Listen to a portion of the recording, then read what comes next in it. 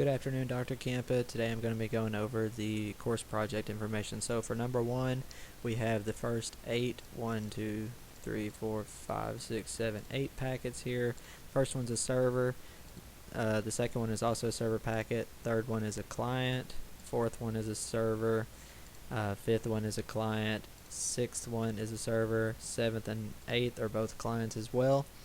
The first 3 fields that are listed in the records are content type, version, and length. Because if we choose packet 163, here you can see content type, version, and length. The content type has a length of 1 byte. The version field and both the version and length fields have lengths of 2 bytes. Now, if we look at the packet 163, we can see that the content type here is handshake 22. The client hello packet does not contain a nonce or challenge. As you can see, there's no challenge down here at the bottom.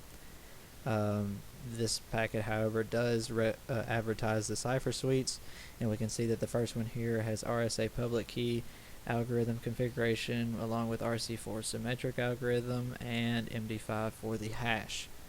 If we go up to packet 108, which is the server hello packet, the first one we see, there is cipher suites here as well. Just one, and it is also RSA, RC4, and MD5. Packet 128 or 108 also includes a random 28-bit nonce, which is used for authentication and to prevent outside threats. Now, if we go up, we can also see a session ID length here of 32 bits, which allows the client to reconnect to the session using the ID number. However, this packet does not contain a certificate, and we know that the certificate fits into a single frame because if you look at here 111, you can see the certificates here listed under the record layer.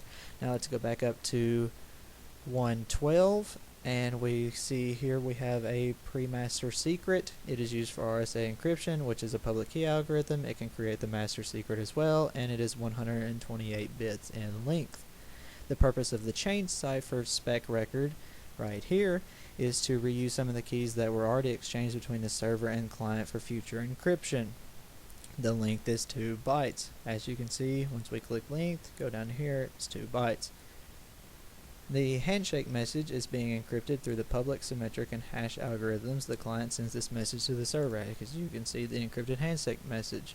Now if we go to packet 169, where the server sends a handshake back to the client, you can see the encrypted handshake down here, record layer. This is the server's messages being sent back to the client, whereas earlier it was the client's being sent to the server. Now if we jump back up to packet 122, so we get rid of this filter, we can go up and see the application data. Here you can see the encrypted application data and the MAC right here. If you click on it, it shows 128-bit, I believe, encryption. Wireshark does not differentiate between the encrypted application data and the MAC. However, overall I found it interesting that both the client and the server send handshake messages back and forth to each other.